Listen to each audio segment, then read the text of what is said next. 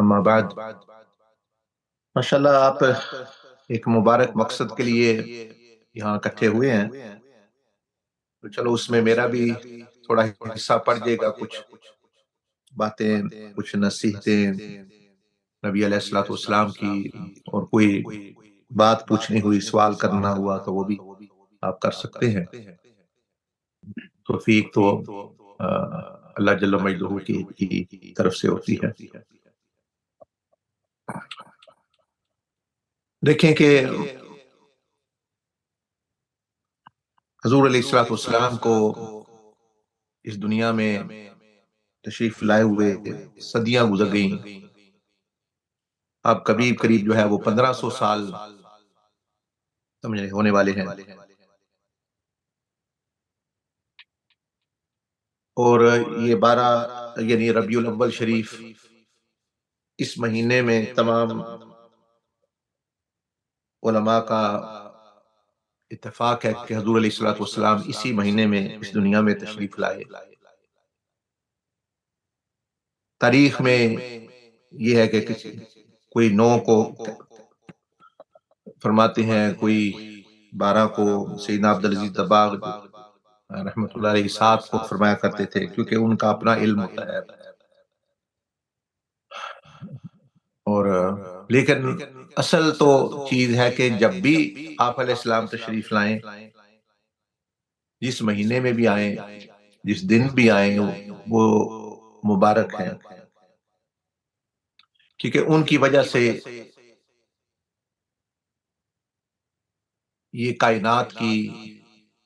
قدر ہے کہ ان کے نور سے پیدا ہوئی، واللہ جل مجدہ نے آپ کا نور براہ راست پیدا فرمایا، جیسے آدم علیہ السلام کے بارے میں فرمایا وَنَفَخْتُ فِيهِ مِن رُوحِي، کہ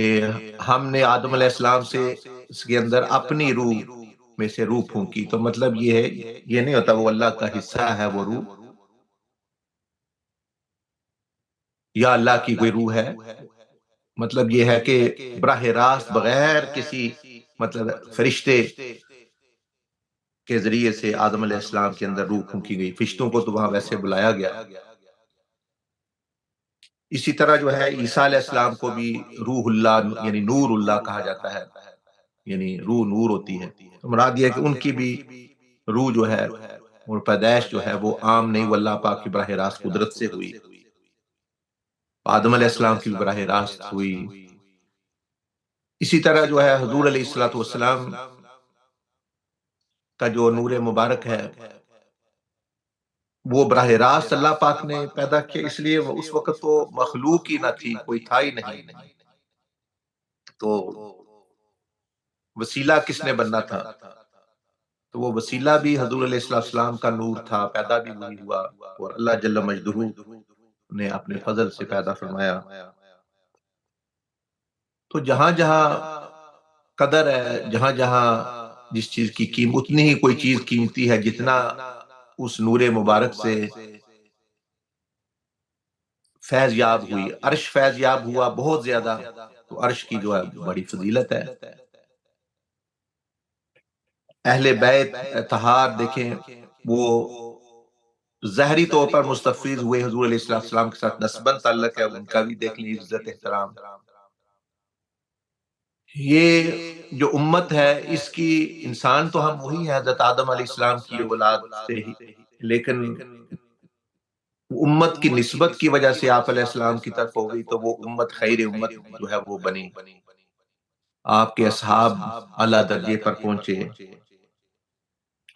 یہاں تک کہ کسی نے سیدنا جبریل علیہ السلام سے پوچھا کہ آپ کو کیا فائدہ ہوا حضور علیہ السلام سے، آپ کی رحمت سے، آپ کے آنے سے؟ تو انہوں نے فرمایا کہ حضور علیہ السلام سے پہلے ہم بہت خطرے میں رہتے تھے، خوف کھاتے تھے بہت زیادہ، شیطان کا حشر دیکھ کے کہ ہمارا کیا ہوگا، کہ اللہ پاک کے علم میں جو چیز ہوتی ہے وہ اللہ ہی کو پتہ ہوتا ہے۔ تو بے شک ہم مطلب یہ ہے کہ فرشتے ہیں، لیکن جو ہے اللہ کے عدل پر تو کون اتر سکتا ہے؟ اللہ عدل کرے تو فرشتے بھی اس پر نہیں پورے اتر سکتے، فضل والا معاملہ ہے تو۔ لیکن جبریل علیہ السلام نے فرمایا کہ جو قرآن مجید میں جب نازل ہونا شروع ہوا اور میں لے کر آتا تو اس میں کچھ آیات ایسی جہاں اللہ پاک نے میری فضیلت اور میری بیان کی کہ یہ محفوظ ہیں اور یہ مقام ہے اللہ کے ہاں ان کا یہ، تو مجھے یہ امن ہو گیا، یہ نبی علیہ السلام سے مجھے یہ، جس طرح اور بہت سارے فوائد حاصل ہوئے اور یہ بھی ہوا۔ تو فرشتوں نے نفع حاصل کیا، کائنات نے نفع حاصل کیا، اور قرآن مجید میں دیکھیں ہمارا بزرگوں کا طریقہ بحث مباحثہ نہیں ہوتا، وہ کبھی بہت زیادہ ضرورت پڑے تو پھر عام وہ محبت اور دلیل اور قرآن اور حدیث سے ہی وہ بات کرتے ہیں نرمی کے ساتھ۔ تو جو میلاد ہے یا کسی نبی کی پیدائش یا تخلیق کی خوشی منانا یا اس دن اجتماع کرنا، کیونکہ آج فتنے کا دور ہے، لوگ احادیث بزرگوں کی اقوال بیان کریں تو ان کو تو وہ کچھ بالکل ہی نہیں سمجھتے، وہ کہتے ہیں یہ تو کچھ بھی نہیں، ہم بھی جو ہے سمجھتے ہیں۔ احادیث بیان کریں تو وہ کہتے ہیں یہ حدیث ضعیف ہو گئی، یہ ہو گیا، سند میں یہ ہو گیا، صحیح حدیثیں ہم صرف سنیں گے۔ تو اس لیے میں قرآن مجید سے بات کر رہا ہوں کہ قرآن مجید میں بہت سارے قصے بیان کیے، تو اگر کوئی یہ سوال کرے کہ سب سے پہلے قرآن مجید میں قصہ کون سا بیان ہوا، بہت سارے مثلا اصحاب فیل سے لے کر اور پہلی قوموں تک، عالم ارواح سے، اور اس طرح کے اور بہت سارے انبیاء علیہ السلام کے قصے بیان ہوئے۔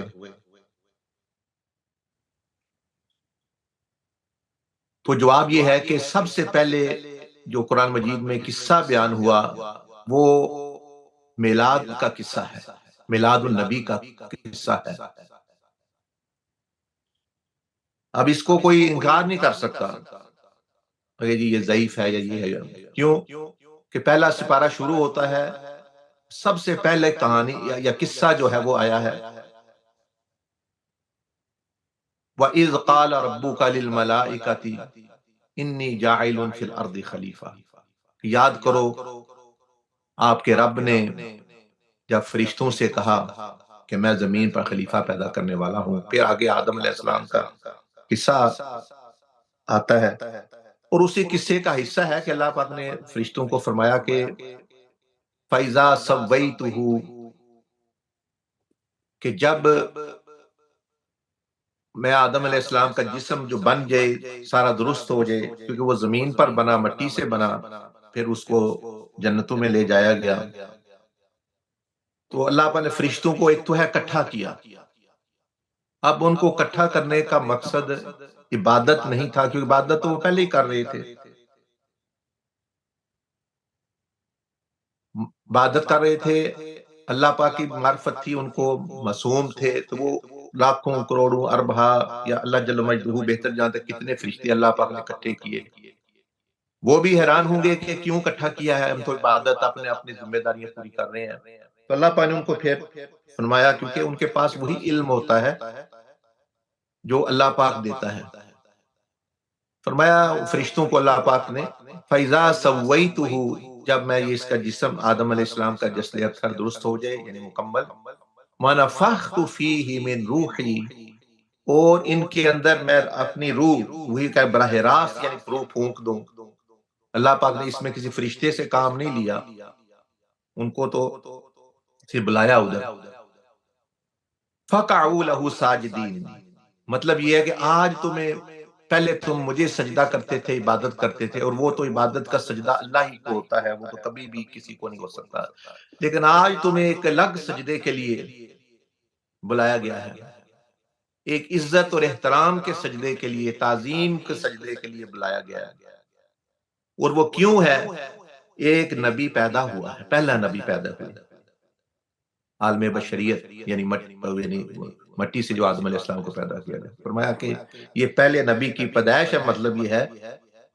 کیونکہ جو ہی روح اندر گئی تو وہ آدم علیہ السلام اٹھ کے بیٹھ. اللہ پاک نے فرمایا کہ اس طرح میرے نبی کا ویلکم کرنا ہے, نبی کو خوش آمدید کہنا ہے, اس کا شکر اور خوشی اس طرح منانی ہے, سجدے میں پڑ جانا ساتھ. فَقَعُوا لَهُ سَاجِدِينَ فَسَجَدَ الْمَلَائِكَةُ كُلُّهُمْ. اللہ پاک نے فرمایا سب فرشتوں نے سجدہ کیا جو اللہ نے بلایا. ایک جن تھا اس نے نہیں کیا. تو مطلب یہ ہے, میں اشارہ صرف یہ کر رہا ہوں, مقصد میرا وہ پورا قصہ بیان کرنا نہیں ہے کہ ہمیں اب آج کل لوگ جس طرح مثلا ہم بحث کرنا چاہتے ہیں ان سے, جی بتائیں جی پہلے صحابہ نے کب میلاد منایا, تابعین نے کب منایا. بھئی وہ تو تب بات ہو جب اللہ نے نہ منایا, جب قرآن خاموش ہو.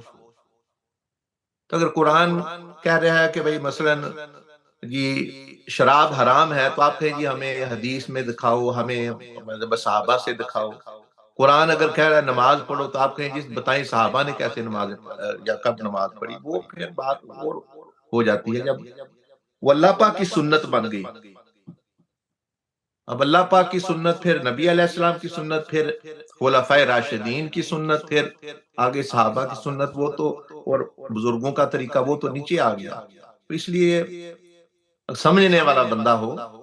جو کہتے ہیں ہمیں دلیل لاؤ جی, ہمیں دلیل دیں جی, ہمیں جو ہے یہ بتاؤ یہ وغیرہ, اور بزرگوں کا ائمہ کا مذاق اڑانے والے, کیونکہ یہ لوگ بندہ کی جو بزرگوں کا اور اہل اللہ کا جو کہتا ہے بھئی ان کی بات نہ سنو, مذاق ان کا کرتا ہے. تو دیکھیں وہ یہی کہہ رہا ہے میری سنو, یعنی ان کو چھوڑو مجھے چھوڑو.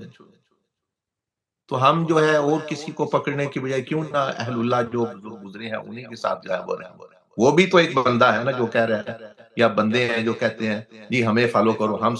سمجھ آئیں گے. یا تو وہ کہے ٹھیک ہے جی مجھے نہ چھوڑ دو, خود جا کے سمجھو. وہ کہہ رہا ہے مجھے سمجھو, سمجھ آئیے. انہوں نے کہا جی آپ کی سمجھ آپ کے ساتھ کے صحیح ہوگی. ہماری سمجھ میں یہ آتا ہے کہ جن کو حضور علیہ السلام نے سمجھایا اور جنہوں نے زندگیاں دین کی خدمت اللہ نے ان سے لی, ان کو ہی جو سمجھ آئی ہے وہی ہمارے لیے کافی ہے. تو مطلب قصہ یہ اشارہ کرنے کا مقصد یہ ہے کہ یہ میلاد شریف سنت الہیہ ہے, اور اللہ پاک نے فرشتوں کو اکٹھا کر کے یعنی ان کی عزت احترام کرائی سارا کچھ. تو اب شکر گزاری ہے اس امت پر بھی واجب ہے شکر, اور چھوٹی چھوٹی نعمتوں کا بھی اللہ پاک کے حکم جو ہے اور نبی علیہ السلام کی جو شریعت ہے اس میں تو یہ بھی بیان ہے کہ پانی پی کے بھی حدیث شریف میں آتا ہے شکریہ کرو, کھانا کھا کے بھی اللہ کا شکر کرو, کپڑا پہنتے ہو تو اس کا بھی الحمدللہ پڑھ کے شکر کرنا, اور صبح اٹھتے ہو تو شکر کرنا. تو جب یہ چیزوں پر شکر کا حکم ہے تو نبی علیہ السلام صلی اللہ علیہ وسلم جیسی نعمت عظما اور رحمت کائنات اور اللہ کی جو محبوب ہستی, تو ان کے کسی کی طرف آنا کتنا یعنی شکر کا جو ہے وہ یعنی مقام ہے, اور بندے کو شکر کرنا چاہیے. تو یہ تو یعنی میلاد شریف کے بارے میں بات ہے. اب اس پہ یہ کافی ہے. باقی اب جو ہے یہ رہ جاتا ہے کہ حضور علیہ السلام اس دنیا میں تشریف لائے, اللہ پاک نے ان کے بارے میں فرمایا ان کو رحمت بنا کر بھیجا گیا, اور ان کو امت کے تزکیہ کے لیے, ان کو علم سکھانے کے لیے, کتاب و حکمت کی تعلیم کے لیے. اور پہلے لوگ وَإِن كَانُوا مِن قَبْلُ لَفِي ضَلَالٍ مُبِينٍ, گمراہی میں تھے. اب اس کے بارے میں یہ سمجھنے کی بات ہے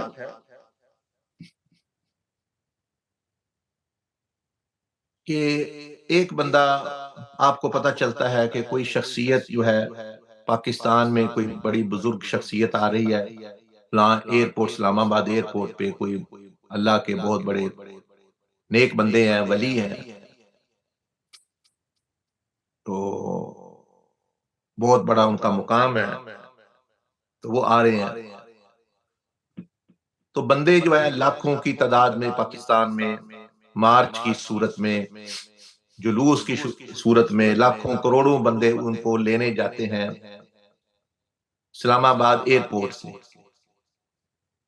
اور ساتھ ہی جھنڈیاں ہیں، ساتھ ہی گاڑیاں ہیں، اور یعنی ان کے قصیدے، ان کی منقبتیں، ان کی تعریفیں اور شانیں بیان کرتے ہوئے ان کو ویلکم کرتے ہیں، اور وہ ان کو آپ لے آتے ہیں مثال کے طور پر یہاں کھاریاں میں لے آتے ہیں، زاویہ میں لے آتے ہیں، یا کسی اور جگہ وہ لے آتے ہیں، ان کا بڑا عزت احترام، ان کے پاؤں کے نیچے پھول پھیلا اور اپنے نگاہیں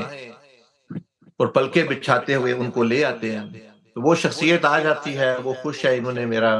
جو ہے ویلکم کیا اور مرحبا کہا۔ اب وہ کروڑوں لوگ ہیں، اب وہ شخصیت رات کو آرام فرماتے ہیں، صبح وہ فرماتے ہیں وہ بزرگ کہ میں ادھر ایک مقصد کے لیے آیا ہوں، میرا ایک مشن ہے، مشن یہ ہے کہ یہ جو ارد گرد جتنے گاؤں ہیں ان میں میرے جو ہے خاندان کے، میرے متعلقین، میرے احبا کچھ لوگ رہتے ہیں، بہت سارے، ان کو جو ہے کوئی اغوا کر کے دشمن کی فوج ان کو قید کر کے لے گئی ہے، میرے چاہنے والوں کو، میرے رشتہ داروں کو، تو میں تو آیا ہوں ان کو چھڑانے کے لیے، اصل میں نے ان کو چھڑانا ہے ادھر سے، تو یہ مقصد ہے میرا پاکستان میں آمد کا، اسلام آباد آنے کا۔ تو ٹھیک ہے، آپ نے سارا میرا ویلکم کیا، کروڑوں بندے، جھنڈیاں ہیں، آپ نے چیزیں پڑھ رہے ہیں، بہت سارا مجھے کھانا اچھا دیا، پاؤں دبائے، سارا کچھ کیا، لیکن صبح مجھے رام نہیں آ رہا کہ میرے وہ چاہنے والے، میری جو رشتہ دار، میرے اولاد ہے یا میرے کچھ اس طرح کے بندے ہیں، ان کو قید کر لیا گیا ہے، تو فلاں فلاں جگہ پہ، تو میں نے ان کو چھڑانے جانا ہے، تو میں اصل تو آیا تھا اس کام، تو آج جو آپ میرے ساتھ چلیں، ان کو بھی ان کو چھڑائیں اور میری مدد کریں اس معاملے میں۔ اب کیا ہوتا ہے کہ دھیرے دھیرے وہ مجلس جو ہے، جس طرح یہ ہمارے ہاں ہوتا ہے کہ جلسوں میں تو کروڑوں لوگ آتے ہیں ووٹ ڈالنے کے لیے، پھر جو ہے وہ اپنی مرضی کرتے ہیں، اور وہاں مطلب ہے کہ یعنی پھر جو ہے وہ اور طرح کے رویہ دکھاتے ہیں، تو یہ اب وہ جو کروڑوں لوگ تھے وہ دھیرے دھیرے وہ چھوڑنا شروع کر دیتے ہیں وہ جلسہ، کچھ کہتا ہے جی اب میرا تو کام ہے، میں تو گھر جانا ہے، میری تو بیوی بیمار ہے، اور میرا تو ہماری تو فصل پکی ہوئی ہے، ہماری تو دکان ہے، ہمارا تو مکان بن رہا ہے، وہ اے جی اجازت دیں، ہم وہ یہ چلے جاتے ہیں۔ کچھ چند لوگ رہ جاتے ہیں، وہ کہتے ہیں اس شخصیت کو کہ ہاں ٹھیک ہے جی، ہم جو بھی ہے ہم آپ کے ساتھ چلیں گے، جو جہاں آپ گئے وہاں جائیں گے، آپ کے کہنے پہ جو مال خرچ کریں گے، لڑیں گے، اور آپ کے جو محبوب لوگ ہیں ان کو چھڑا کے لائیں گے۔ اب ظاہر ہے اس شخصیت کے اندر جو ان کی قدر ہوگی وہ دوسروں کی تو قدر نہیں ہو سکتی، انہوں نے تو ایک طرح سے صرف نظر کر لیا، ایک قسم کی بے وفائی کر دی، ایک قسم کی وہ جو ہے انہوں نے دکھایا کہ ہم آپ کے غم میں شریک نہیں ہیں، ہم صرف جو ہے کھانا پینا والے لوگ ہیں، تو یہ شخصیت ان کو تو اہمیت سے دیکھے کہ ہاں یہ میرے لوگ ہیں جو جن پر میں اعتماد کر سکتا ہوں۔ اب وہ جو لوگ چلے گئے ان کو نہیں پتا اس شخصیت کے پاس کیا کیا چیزیں ہیں، وہ پھر شخصیت ان جو اپنے جو ساتھ ان کے رہ جاتے ہیں ان کو خاص انعامات، خاص طاقتیں دیتے ہیں، خاص قوتیں دیتے ہیں، خاص چیزیں دیتے ہیں، اور بہت ساری نعمتیں دیتے ہیں، اور وہ کہتے ہیں کہ ہم چلیں گے۔ یہ پھر جا کے جو بھی ہے ان کو ان کے مشن پر وہ جو دشمن قید کر کے لے گیا ان کے ساتھیوں کو، ان کے رشتہ داروں کو، یہ ان کے چھڑانے میں لگ جاتے ہیں، کوئی یہ رستے میں مر جاتے ہیں، شہید ہو جاتے ہیں، کوئی چھڑا لاتے ہیں کوئی نہیں، لیکن وہ اپنی محنت جو ہے وہ جاری کیے ہوئے ہیں، 100 ہیں، 200 ہیں، 400 ہیں، اور دوسرے جو ہیں وہ بس غائب ہو گئے اس کے بعد، ان کا بھی اب یہاں تو جو ہے وہ یعنی قربانی دینی پڑنی یہ ہم، تب ظاہر ہے اس شخصیت کے دل میں ان کی کبھی وہ ویلیو نہیں ہو سکتی جو ان کی ہے۔ اب ان کو فیوزات چیزیں ملتی ہیں، اب دوسرے پھر جب ان کو دیکھتے ہیں وہ کہتے ہیں کہ یہ ہمیں بھی یہ ملے، ہمیں کیوں نہیں اس طرح حاصل ہو رہا، اور پھر ایک ٹائم آتا ہے کہ اس شخصیت وہ پیچھے سے جہاں سے وہ آئی ہے وہ شخصیت جس ملک سے، وہاں سے وہ بہت سخت قسم کی کمانڈو قسم کی فوج آتی ہے، اور وہ دشمنوں پر غلبہ پا کے اور سب چھڑا کے اور ان کو بھی انعام کرام دے کے، اور وہ دوسرے لوگ جو ہے وہ دیکھتے رہتے ہیں، دیکھتے رہ جاتے ہیں جنہوں نے حصہ نہ لیا یا دوسروں کے ساتھ مل گئے جا کے۔ بس یہ مثال آپ ذہن میں رکھیں، اور اب نبی علیہ السلام کی آمد سوچیں، وہ بھی کچھ ایسا ہی معاملہ ہے کہ آپ تو عالم ارواح کے باسی تھے، آسمانوں میں رہنے والے تھے، نور تھے، روح تھے، تو آپ یہاں تشریف لائے، اس دنیا کے ایئرپورٹ پر آپ تشریف لائے، تو ویلکم کرنے کے لیے تو کائنات نے بھی، دوسروں نے بھی، ہم بھی سارے اپنے اپنے طرف سے منا رہے ہیں، کوئی سیرت کے نام سے نبی علیہ السلام کی خوشی منا رہا ہے، کوئی میلاد کے نام سے منا رہا ہے، کوئی دعوتیں کھلا رہا ہے، کرتے تو ہیں سبھی تھوڑا بہت جو بھی وہ کر سکتے ہیں، لیکن یہ تو خوشی تھی، یہ تو ایک حصہ تھا ان کو، ان کی محبت کا، ان کو ان کی خوشی منانے کا۔ اب وہ شخصیت جب دنیا میں آ گئے تو لوگ خود ہوتے خوش ہوئے، ابو لہب نے بھی خوشی منائی۔ اب جب وہ انہوں نے آرام کر لیا، ایک عرصہ رہ لیا، 40 سال ہو گئے، تو انہوں نے پھر اعلان کیا میں تو آیا ہوں کہ شیطان نے میری امت جو مجھے اپنی اولاد سے بھی زیادہ پیاری ہے اس کو گمراہ کر دیا ہے، اس کو اس نے قید کر لیا ہے، میں تو ان کو چھڑانے کے لیے آیا ہوں۔ تو فرمایا بھی اللہ پاک نے یہی کہ ان کو بھیجا گیا ہے امت کی لوگوں کی بہتری کے لیے، تزکیہ کے لیے، میں تو اس سے تو کون ہے جو میرا ساتھ دے گا۔ اب جو ہے ہمارا پھر رویہ دیکھ لے کہ یہ جو لوگ صرف 12 ربیع الاول یا ربیع الاول شریف میں آ کے اس کے بعد جو آپ علیہ السلام کا جو مقصد ہے آنے کا، جو مشن ہے، اس پہ پھر وہ اپنے غائب ہو جاتے ہیں، بھائی میلاد کر لیا، اس کے بعد سین سے غائب ہو گئے پورا سال۔ حضور علیہ السلام تو ادھر ہی ہیں، وہ تو کہیں نہیں گئے، ان کی آواز تو آ رہی ہے، وہ آواز تو گونج رہی ہے کہ من انصاری اللہ، جیسے عیسیٰ علیہ السلام نے فرمایا تھا کہ کون ہے مددگار اس معاملے میں کہ اس لوگوں کو بچائے۔ آپ نے تو جو ختم نبوت کا مطلب بھی ایک یہ ہے کہ آپ قیامت تک نبی، آپ نے جو آواز دی مدینہ شریف کے منبر پر کھڑے ہو کر، وہ آج بھی آ رہی ہے، وہ اسی طرح اس پر عمل واجب ہے جس طرح اس وقت لوگوں پر تھا، کہ کون ہے کہ میرا مددگار بنے اس معاملے میں کہ میں شیطان سے اب لوگوں کو چھڑا کے، جنات کو چھڑا کے جنت میں لے جاؤں اپنے ساتھ۔ تو پھر جو ہے ہزاروں لاکھوں لوگ جو ہے وہ، اس وقت بھی ایسا ہوا کروڑوں اربوں لوگ رہ رہے تھے، لیکن صرف لاکھ سوا لاکھ نے جو ہے وہ لبیک کہا۔ تو اب بھی اگر پاکستان میں 23-24 کروڑ بندے یا جتنے بھی ہیں، تو خوشی کر کے اور پھر جو ہے غائب ہو جانا، کچھ لوگ پھر رہ جاتے ادھر، وہ ہے اولیاء اللہ جنہوں نے کھڑے رہے۔ اگر نبی علیہ السلام نے کیلے بھیجا کسی کو تو وہ کیلا بھی چلا گیا۔ حضور داتا علی حجویری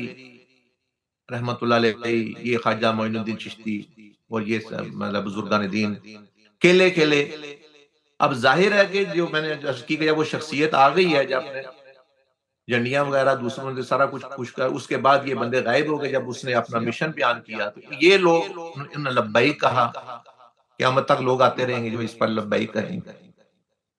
تو اب جو حضور علیہ السلام کے دل میں قدر، حضرت علی بن عثمان حجویری اور شیخ عبد القادر جیلانی اور دوسرے جو ان کے جنہوں نے بھی دین کی دعوت پہ دی اور لبیک کہا، ان کی جو قدر ہے، ان کو جو فیوزات، ان کو جو کرامات یا یہ ملے، وہ دوسروں کو تو نہیں مل سکتے۔ وہ تو ادھر رہے ہی نہیں، وہ چلے گئے۔ چاہتے وہ بھی ہیں، میں آپ سب بیٹھے جی ہمیں حضور علیہ السلام کی کب زیارت ہوگی؟ آپ سوچیں میں نے کیا کیا ہے ان کی زیارت کے لیے۔ بندہ جب سویا اٹھا نکلتا ہے نا تو وہ ہر بندہ اپنا چہرہ کم از کم دھو لیتا ہے کہ میں دوسروں کے سامنے منہ کرنے کا، جی مہمان آئے جی میں منہ تے چھٹے مارنا میں آیا جی۔ تو یہ جنہیں زیارت چاہنے والے ہیں، کم از کم انہوں نے سنت کے پانی کے چند چھیٹے اپنے چہرے پر مار لیے ہیں کہ نبی علیہ السلام کو منہ دکھانے کے تو قابل ہو گئے۔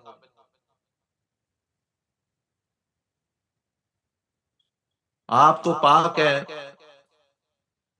اور پاک چیزوں کو پسند کرتے ہیں، کیا زبان ہم نے اس قابل بنا لی کہ حضور علیہ السلام کو سلام کر سکے، ان کے ساتھ جو ہے اپنے جسم کو جو ہے،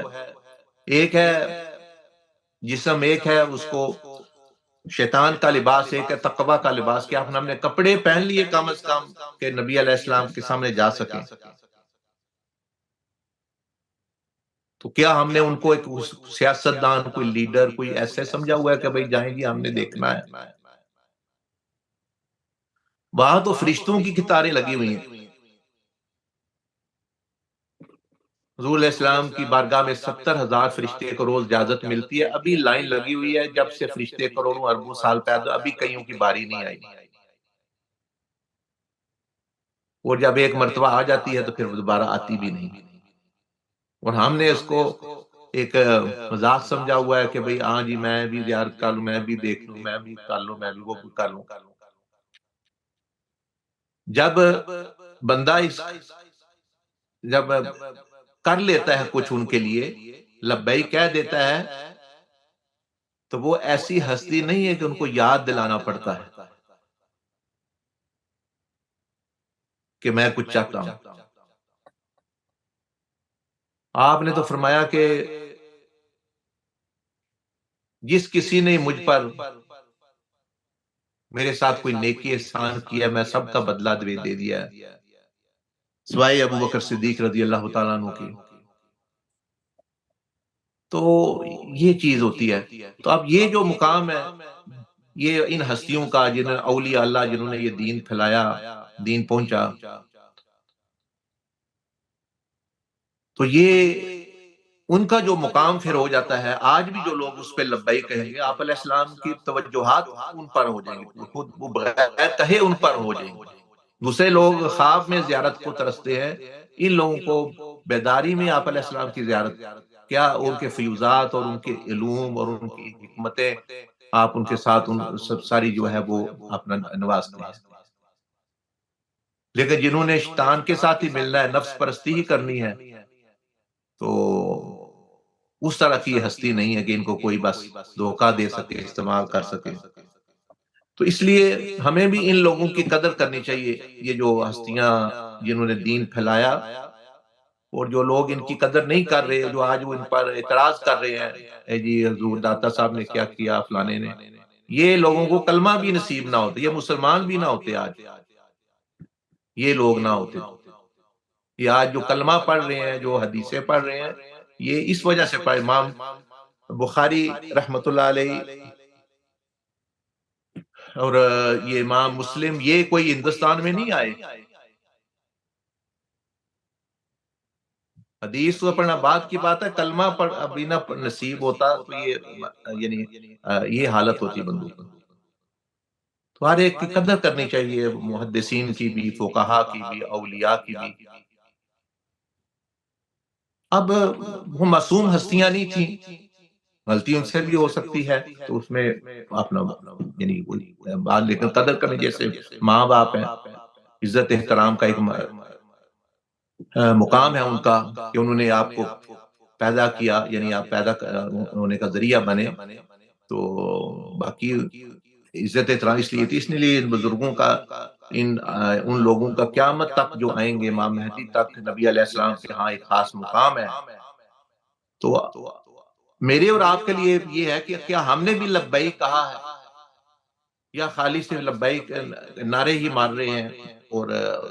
یعنی جسم سے لبیک نہیں کہا، دل سے نہیں کہا، زبان سے ہی کہہ رہے ہیں.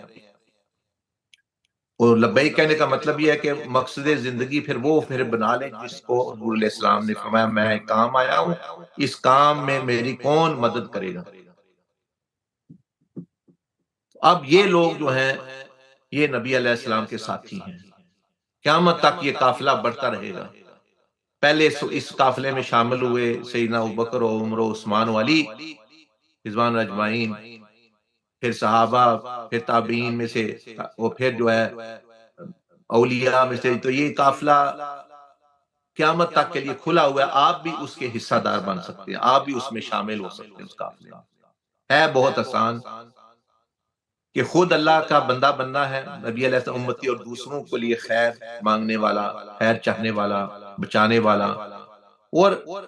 لمبا عرصہ یہ کرنے والی بات نہیں ہے، مختصر سی زندگی ہے.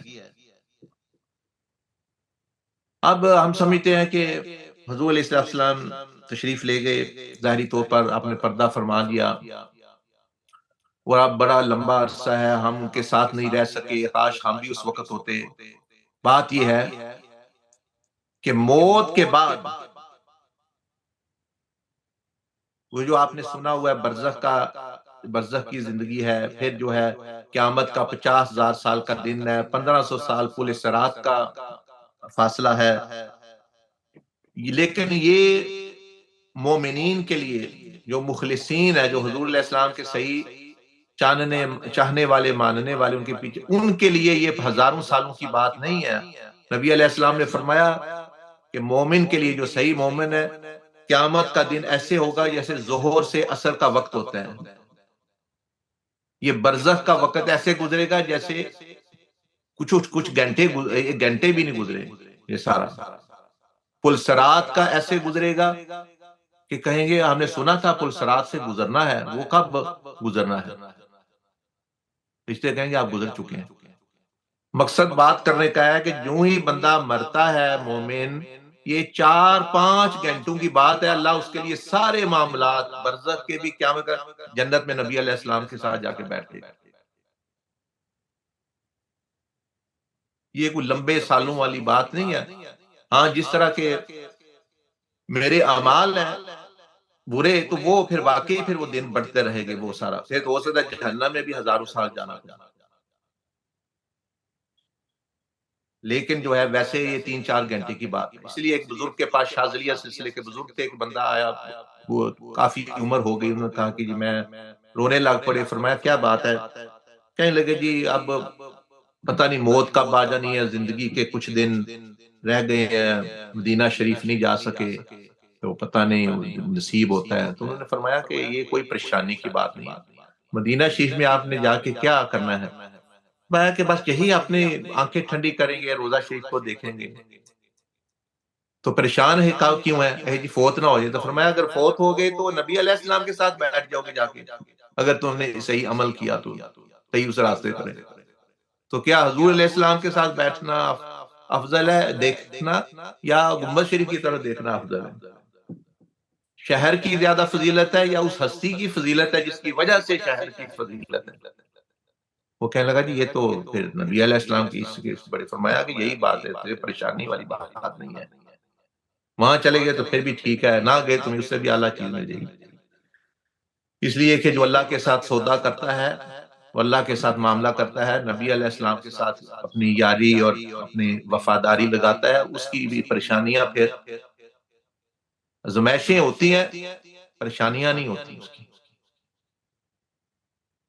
اور آزمائشیں بھی اس لیے ہوتی ہیں کہ اس کو اوپر لے جانے کے لیے. وہ جس طرح کسی نے کہا نا کہ آج صبح ہی درس میں عرض کر رہا تھا کہ حضور علیہ السلام نے امت پر مشکل آ جانے کے لیے ایک بھی طریقہ ارشاد فرمایا مشکل آ جائے تو کیا کرنا ہے؟ فرمایا مشکل آ جائے تو مطلب یہ ہے، یہ تشریح بیان کر رہا ہوں، کوئی بھی مشکل آ جائے اس کی مثال ایسے سمجھیں کہ یہ مثلا ٹرے ہے، تو مشکل کو پریشانی کو ایک طریقہ یہ سر پہ سوار کر لیں، تو سر پہ سوار کر لیں، سر میں لے آئیں، سوچتے رہیں اسی کے بارے میں تو وہ آپ کے سر پر سوار ہو کر آپ کو واقعی دبا دے گی۔ یہ لوگ جو پریشان ہیں کمر پہ رکھیں گے تو کمر پہ وہ وزن پڑ جائے گا، اس مصیبت کے ڈبے کو اگر سر پہ رکھیں گے ٹوکرے کو، مصیبت کے ڈبے کو، تو وہ ادھر، اور اگر پاؤں کے نیچے رکھ لیں تو آپ اور اونچے ہو جائیں گے، منظر اور صاف ہو جائیں گے۔ تو وہ حضور علیہ السلام نے آسان طریقہ بتایا، قرآن مجید میں بھی آتا ہے کہ جو ہی کوئی پہلے تو کوشش کرو، سستی نہ کرو، محنت کرو، سستی کی کوئی گنجائش نہیں کہ بیٹھے رہنا جی تو وہی مصیبتیں، وہی پریشانی، اگر بندہ کام ہی نہیں کرتا، کوئی محنت نہیں کرتا، ہاں کوشش کی ہے اس کے باوجود کوئی مصیبت آ گئی ہے تو فرمایا کہ اس کو قبول کر لو۔ صبر کا معنی قبول کر لینا، اور اللہ سے پھر بڑی امید رکھنا، یعنی اس کو بھائی ہو گیا ہے، یہ اس سے آپ اپنے پاؤں کے وہ پریشانی آپ پاؤں کے نیچے آ گئی، جب وہ ادھر آ گئی ہے بھائی ہو گیا، قبول کر لو، اب اسی پہ نہ رہو بھی میرے ساتھ کیوں ہوا۔ حضور علیہ السلام نے فرمایا کہ جب کوئی مصیبت آ جائے تو ایسا مت کہو اگر میں ایسا کر لیتا تو ایسا ہو جاتا، اگر میں ایسا کر لیتا تو ایسا۔ فرمایا کہ یہ اگر مگر، یہ اگر جو ہے یہ شیطان کا دروازہ کھولتا ہے، کیونکہ وہ اب بدل تو سکتا نہیں ہونا، یہی کیا کہ اس پریشانی نے آپ کو اور ذہن میں آتے رہنا ہے جی میں ایسا کر لیتا، آئندہ کے لیے تو سبق لے لو، لیکن اس کے بارے میں اب وہ ہو چکا، اسی کو تقدیر کہتے ہیں کہ جب کوئی معاملہ ہو گیا ہے بس وہ ہو گیا، اس کو قبول کر لیں۔ جیسے نہیں یہ آپ دیکھتے کہ مثلا جن لوگوں کا بچہ کوئی بھائی اللہ نہ کرے کوئی گم ہو گیا، پتہ نہیں کدھر چلا گیا، مر گیا جی، وہ بندے زندگی موت کے درمیان کشمکش میں رہتے ہیں، کہتے ہیں پریشانی بڑی ہے، 5 سال ہو گئے کوئی خبر نہیں آئی، پتہ نہیں زندہ ہے، پتہ چل جائے چلو ہم اس کا منہ دیکھ لیں، دفنا دیں، پھر وہ ایک صبر، یعنی ایک معاملہ ہوتا ہے، لیکن جب تک نہیں پتہ چلتا وہ موت اور زندگی کے درمیان کشمکش رہتی۔ اسی طرح مسئلہ کو جب تک آپ قبول کر لیں مسئلے کی موت ہوگی، پریشانی کی موت ہو گئی، آپ نے قبول کر لیا، اس کے بعد فرمایا کہ اللہ کی طرف رجوع کر کے اس کے حل کے بارے میں سوچو تو تم نکلنے کا تمہیں آسانی مل جائے گی۔ یہ دیکھیں یہ آسان سا فارمولہ ہے،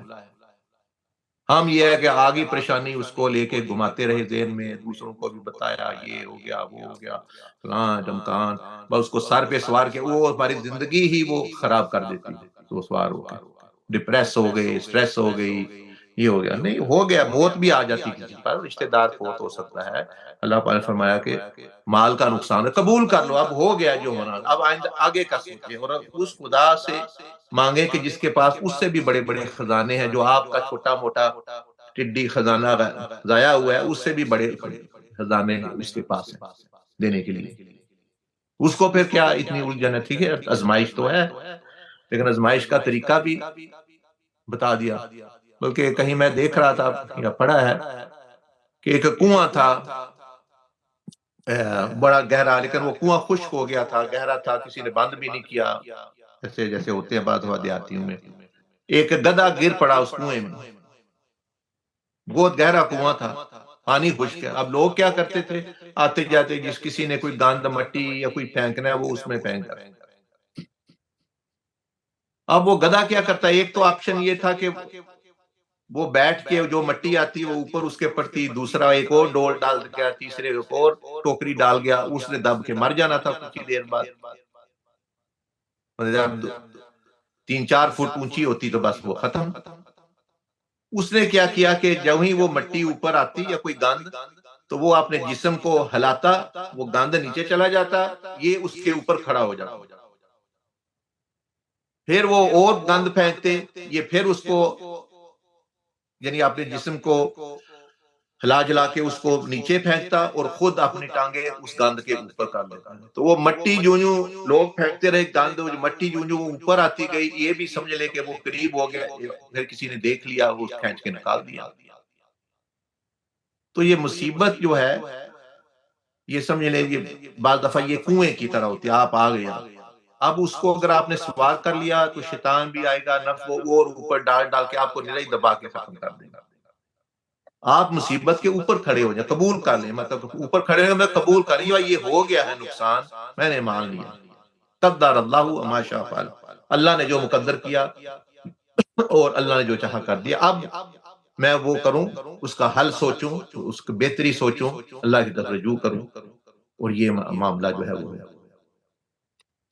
تو حضور علیہ الصلوۃ والسلام صلی اللہ علیہ وسلم یعنی مشن ایک مقصد لے کے آئے کہ کس طرح سب بادشاہ بن سکیں۔ ہمارے ہاں تو یہ چھوٹی وہ کیا کہتے ہیں سیاست کر رہے ہیں نا لوگ، بھائی یہ پاکستان چھوٹا سا ملک ہے، فلانا ملک ہے، یورپ ملک ہے، چھوٹے، یہ ساری دنیا ہی چھوٹی ہے، بھائی اس پہ حکومت کس نے کرنی، ایک دوسرے کی ٹانگیں کھینچ کھینچ کے اور ایک دوسرے کو مار داڑ کے تباہی کر لی، اپنی بھی ساتھ دوسروں کی بھی ساتھ پبلک کی بھی۔ حضور علیہ السلام ہمیں جنت کے بعد محلات اور جنت اس دنیا سے 100 دفعہ زیادہ جو بڑی بڑی بادشاہتیں دینے کا طریقہ سکھلا رہے ہیں، اور ساتھ سارے ادھر جا کے اپنی اپنے بادشاہتوں میں اپنی اپنی جنتوں میں سارے بادشاہ بنے، ملکائیں بنے اور حکومت کریں اور ہمیشہ کے لیے کریں۔ اور یہ جو دنیا ہے یہ تو ایک روڑی کا ڈھیر ہے، یہی اللہ پاک جیسے لوگ بات سمجھتے ہیں جی اور یہ دین ہمیں پھر دور لے جائے گا، ہم نے جو یہاں مزے اڑانے یہ کرنے، نہیں، آپ یہاں سے بھی اپنا حصہ لیں، لیکن اللہ پاک یہاں کے سے بہتر چیزیں، یہ روڑی ہے، اللہ اصل سونے محلات، سونے کے محلہ ہیرے جواہرات آپ کو دیں، ہم روڑی پر حکومت کرنا چاہتے ہیں، یہ میرا ہے روڑی کے اس حصے پہ حکومت ہے، میری روڑی۔ اولیاء اللہ کے نزدیک یہ دنیا ایک روڑی ہے، ان کو تو ہنسی آتی ہے جو لوگ لڑ رہے ہیں اس پہ، اے جی میں وزیر اعظم ہوں اس روڑی کا، میں وزیر اعظم ہوں فلاں روڑی کے فلاں جنوبی حصے کا، فلانے بر اعظم کا، وہ کیا پدی کا شوربہ۔ ہمارے یہاں ایک مراکش میں ایک بہت بڑے شاذلی سلسلے کے بزرگ گزرے ہیں، تو مراکش میں قحط پڑ گیا، وہاں بارش نہیں ہوتی تھی، تو کسی کو بادشاہ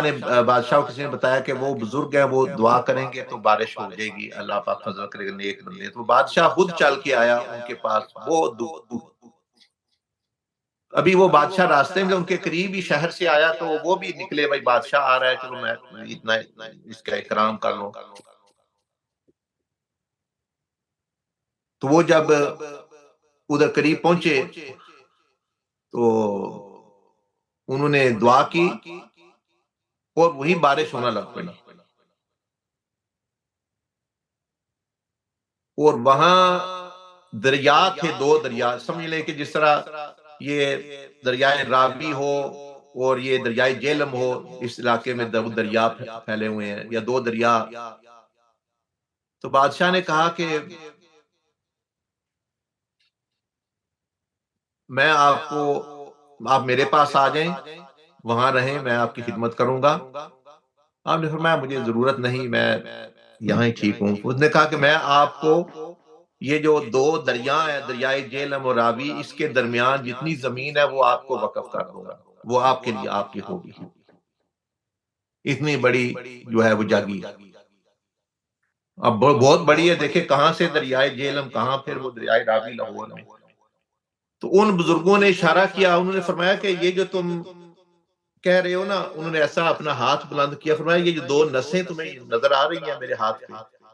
یہ جو 2 نسیں چل رہی ہیں جن میں خون، فرمایا یہ 2 دریا اس طرح ہے میرے نزدیک، مجھے تو اللہ نے اس سے بڑی بڑی بادشاہتیں دی ہوئی، تو یہ اپنی 2 ناڑوں کی آفر جو ہے وہ لے جو، ضرورت نہیں ہے مجھ سے محتاج جو بارش اللہ پاک میرے دعا سے کی ہے۔ تو صحیح جو بزرگ ولی اولیاء اللہ وہ اس آ کے ووٹوں پہ اور نوٹوں پہ اور حکومتوں پہ اگر وہ آتے بھی ہے کسی بادشاہ کے پاس، اس کو سمجھانے کے لیے، اس کو دینے کے لیے، یہ نہیں کہ مہربانی کرو ہمیں بھی سیٹ دے دو، ہمیں بھی یہ کر دو، ہمیں بھی پلاٹ دے دو، ہمیں بھی وہ کر دو، ہمیں بھی سفارش یہ ہے میرا، یہ فلاں فلاں نہیں۔ ولی جو ہے اگر کوئی اس کے پاس آتا ہے اس کو بھی وہ دیتا ہے، اور اگر ولی کسی کے پاس جاتا ہے تو اس کو بھی دیتا ہے، کیونکہ وہ اللہ سے لے رہے ہیں،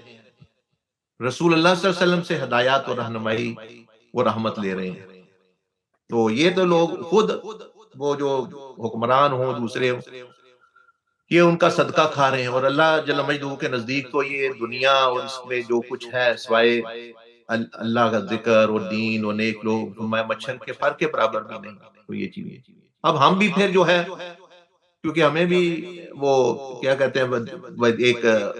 دوڑ لگی ہوئی ہے، ہم سمجھیں اس میں بڑی چیز ہے ہمیں بھی کچھ مل جائے، اللہ کیا روڑی ملے گا، اب زمین جتنے لوگوں کے پاس بھی ہے، آپ خود سوچیں حکمران ہیں یا دوسرے ہیں، کاغذوں پہ زمین انہوں نے اپنے نام لگی ہوئی ہے، زمین ان کے نام نہیں لگی، اس سے بڑا کیا دھوکہ ہوگا بھائی، کاغذ پہ آپ کا نام لکھا ہوا ہے، کاغذ پر آپ کا نام لکھا ہوا ہے، لیکن آج تک آپ کے ساتھ گئی کیوں نہیں کہیں؟ ہزاروں لوگ آئے، ہزاروں لوگوں کے نزدیک پاس کاغذوں پہ لگی وہ نام لگا، لیکن وہ لوگ زمین کے اندر چلے گئے، وہ ان کے نام، یعنی ان کے نام، زمین ان کے نام ہو گئی یا وہ ان کے زمین کے نام ہو گئے، وہ چلے گئے ادھر۔ تو یہ دیکھیں ایک سیدھا سا دھوکہ ہے، بندے نے جو بھی اپنا کرنا ہے، جو بھی کرنا ہے، یہ وہ سمجھ لے کہ یہ ایک دل کا، دماغ کا، دنیا کا ایک دھوکہ ہوتا ہے کہ یہ میرے نام ہے، بس وہ ایک کاغذ پہ رہ جانی ہے، اس نے آگے چلے جانا ہے، جن کے نہیں ہیں انہوں نے بھی چلے جانا ہے، اور چلو جو استعمال کا لی وہ پھر بھی ہے، تو یہ جو ہے میرے 10 مربع ہیں، 5 مربع ہیں، وہ صرف کاغذ پر ہیں، آپ کے اندر نہیں وہ آ سکتے، سما نہیں سکتے، صرف محبت ان کی ہو سکتی ہے، وہ ادھر ہی رہنی ہے، ایک ڈھیلا بھی آپ کے اندر دل میں وہ نہیں آ سکتا اس کا، وہ باہر کی باہر ہی ادھر ہی رہ جانے، بس اپنا ایک دل کا جو ہے، تو پھر خاص طور پر پھر اس وہ اللہ پاک کو بھی ناراض اور رسول اللہ صلی اللہ علیہ وسلم کو بھی ناراض اور مخلوق سے بھی دشمنی کر کے پھر کر لینا ایسا، تو وہ تو بہت زیادہ نقصان دہ چیز ہے۔ تو یہ بتا رہا ہوں کہ اولیاء اللہ کس نظر سے دنیا کو دیکھ رہے ہیں، ہم کس نظر سے دیکھ رہے ہیں، اور اللہ پاک نے کیا نظر دی ہے، بھئی اس نظر سے دیکھو، اور یہ چیزیں۔ تو حضور علیہ الصلوۃ والسلام کا تو جو مشن کہ آپ تے سب کو جو ہے بادشاہتیں دینا چاہتے ہیں، ایک تو امام حسن حسین کو فرمایا کہ یہ جنت کے تمام نوجوانوں کے سردار ہیں، سیدہ کائنات کے بارے میں فرمایا تمام عورتوں کی سردار ہیں، اور ان کے باپ حضرت علی یعنی فرمایا ان سے بھی بہتر ہیں، وہ تو ہے کہ ساری جنت کے، جنت تو لاکھوں مطلب کروڑوں جنتیں ہیں، ایک ہی جنت، لیکن ہر ایک اپنی اپنی جنت کا بادشاہ اور شہزادہ بن سکتا ہے، یہ اللہ پاک تو یہ دینا چاہتا ہے بندے کو، نبی علیہ السلام تو یہ دینا چاہتے ہیں، یہ لے کر آئے ہیں، دیکھ کر۔ تو اس مشن پہ جو بندہ میلاد کے ساتھ ساتھ لبیک کہے گا، وہ دیکھے گا کہ اس کو پھر قرب الہی بھی، رسول اللہ صلی اللہ علیہ وسلم کے فیوزات، ہمارا یہ ہے کوئی کہہ رہا ہے میں الیکشن جیت جائیں، کوئی کہہ رہا ہے میرے کوئی جن قابو آ جائے، کوئی کہہ رہا ہے جی میری بیوی قابو آ جائے، کوئی کہہ رہا ہے مثال کے طور پر جی یہ ایسے مل جائے فلاں ہو جائے، وہ یعنی بالکل چھوٹی چھوٹی کنکریوں کے پیچھے پڑے ہوئے ہیں، اور بڑی بڑی جو چیزیں ہیں جو اللہ کا رضا، اللہ کی رضا، قرب الہی، جنتیں، اس کو وہ چھوڑ کے، یعنی محل کو چھوڑ کے روڑی میں سر دبا کے روڑی کھود رہے ہیں، تو پھر بندے کو جو ہے وہ ملے۔ اسی طرح کئی لوگ جو ہے وہ اچھی جگہ آتے ہیں، جیسے ہم لوگ مثلا مسجد میں چلے گئے، تو ایک بزرگوں نے، والد صاحب ایک قصہ بتایا کرتے تھے بزرگوں کا، یہ جو باغ میں ایک سمجھ لے ایک مکھی ہے، وہ رہتی ہے جاتی ہے، مثلا شہد کی مکھی وغیرہ، تو ایک مکھی ہوتی ہے وہ گند پہ بیٹھتی ہے، تو وہ جو باغ والی مکھی ہے پھولوں والی، تو اس نے کہا اس سے کہ بھئی تم یہ جو گند پہ بیٹھتی ہے، تم نے تو یہ پھول باغات اور وہاں کی خوشبوئیں اور یہ چیزیں دیکھی نہیں، آؤ تم میرے ساتھ آؤ، تم اس چھو بھول جاؤ گے اس گند مند کو، یہ تم کبھی اس پیشاب پہ بیٹھے، کبھی ادھر گند پہ، کبھی گوبر پہ بیٹھے۔ وہ کہنے لگی اچھا دوستی ہے تو چلو میں بھی یہ دیکھ آتی ہوں باغ اور پھول اور یہ چیزیں۔ اس نے کہا ہاں آ جاؤ۔ تو وہ شہد کی مکھی سمجھ لے دوسری مکھی کو ساتھ لے گئی، چلو بھئی آپ کو دکھائیں، اس کو بھی کوئی ہوش آئے، کوئی ادھر پھولوں پہ بیٹھنا ہوتا ہے اور یہ کرنا ہے، اور اچھی جگہ رہے گی، دوستی ہے تو چلو یہ بھی فائدہ اٹھا لے۔ اب وہ جب وہاں گئے تو اس نے کہا ابھی کوئی شہد کی مکھی نے جب پھولوں پہ بیٹھے، وہ بھی ساتھی تھی دوسری، اس نے کہا کوئی خوشبو وہ آئی ہے، کوئی خوشبوش وہ آئی ہے؟ اس نے کہا مجھے تو بدبو ہی آ رہی ہے، وہی بدبو آ رہی جو گوبر اور پیشاب میں آتی تھی۔ وہ بڑی حیران، وہ کہے بھئی یہاں تو پھول کی خوشبو ہے، یہاں تو پھول ہے باغات میں، اور یہ آپ جو ہے وہ کہہ رہی ہیں کہ بھئی یہاں بدبو ہی آ رہی ہے اسی طرح کی، یہاں تو اس طرح کی چیز نہیں دیکھا، اچھا ذرا چیک کراؤ یہ کیا مسئلہ ہے، کچھ تمہارے ساتھ کیا ہے؟ تو اس نے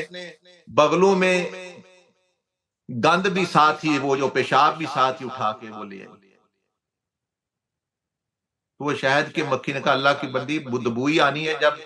تم نے ساتھ بغلوں میں جو ہے وہ بدبو اٹھا کے لے آئی تھوڑا تھوڑا پیشاب، تو بدبو تو اس کی آنی ہے۔ اب پھولوں کی خوشبو کیسے آئے تمہارے اندر، تم اپنے اندر بدبو کے ساتھ لے آئے ہو ایک ٹوکرا؟ تو ان کو پھر وہ وہاں باغ میں جا کے بھی وہ بدبو ہی آتی ہے، کیونکہ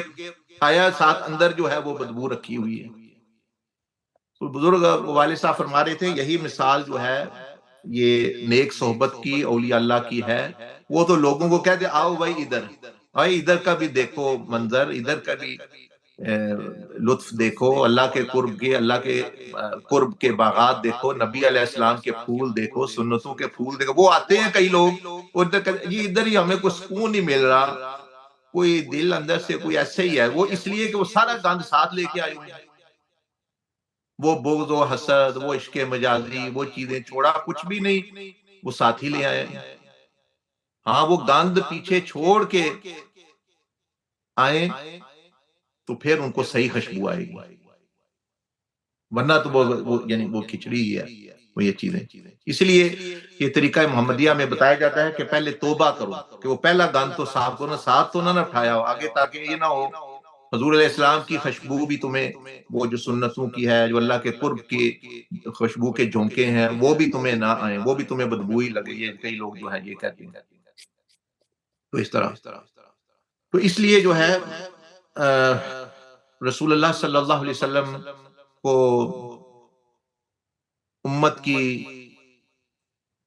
اتنی فکر اور مقصد تھا، اور وہی آپ علیہ السلام جو ابھی بھی وہ یعنی غمگین ہے امت کے حوال سے، یہ نہیں ہے کہ وہ معاملہ ختم ہو گیا۔ تو اس ایک قصہ اگلے دن میں سنا رہا تھا ساتھیوں کو کہ ایک قصہ آتا ہے، اس میں بھی ہمیں یہ دعوت دین کا مقصد زندگی کا پتہ چلتا ہے۔ حضور علیہ السلام کے پاس ایک اونٹ آیا ایک دفعہ، آپ جہاں تشریف فرما تھے، تو وہ اونٹ نے رو رہا تھا، اور حضور علیہ السلام کے کان چہرے مبارک کے پاس اس نے سر کر کر کچھ ایسے اونٹ جیسی آواز نکالی، صحابہ کرام کو تو وہی آواز آئی، تو آپ نے فرمایا کہ یہ اونٹ جو ہے نا یہ شکایت کر رہا ہے کہ اس کے جو مالک ہے انہوں نے اس کو رکھا ہوا ہے، اس نے بڑا کام کیا ہے، سردیوں گرمیوں میں ساری خدمت کرتا تھا، سارا کچھ، اب یہ بوڑھا ہو گیا ہے، تو انہوں نے ارادہ کیا اس کو جو ہے ذبح کرنے کا، تو یہ کہہ رہا ہے اس طرح، یہ پریشان ہے۔ اتنی دیر میں اس کے جو مالک ہے وہ بھی آ گئے، انہوں نے جب اونٹ کو دیکھا نبی علیہ السلام کی مجلس میں، حیران کن بات تھی، وہاں تو صحابہ کرام بیٹھے تھے کہ جانور ایک اونٹ بھی کھڑا ہے ادھر، وہ اونٹ جو ہے سامنے کھڑا تھا، تو وہ ہٹ کر جو ہے تھوڑا نبی علیہ السلام کے کمر کے پیچھے آ کے کھڑا ہو گیا، جیسے کسی کو کسی سے ڈر ہو تو وہ کسی کی جو ہے وہ آڑ لے لیتا ہے، وہ مالک آئے تو وہ اونٹ جو ہے آپ علیہ السلام کے پیچھے آ کے کھڑا ہو گیا، تو وہ کہنے لگے کہ